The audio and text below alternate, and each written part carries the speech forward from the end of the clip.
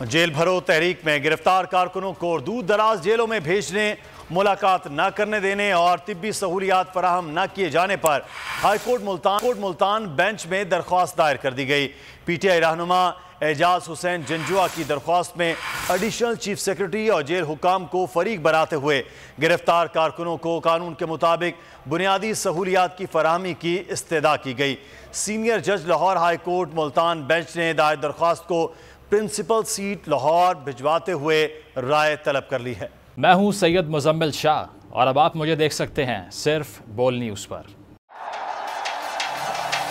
जिंदगी एक मैदान है और PSL 8 में हर टीम को छूना आसमान है। 6 टीमों के बीच धुआंधार लड़ाई।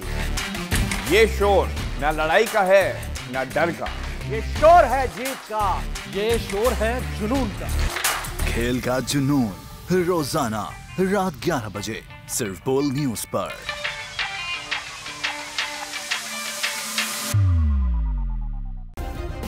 सब्सक्राइब करें और बेल दबाएं ताकि कोई खबर रह न जाए।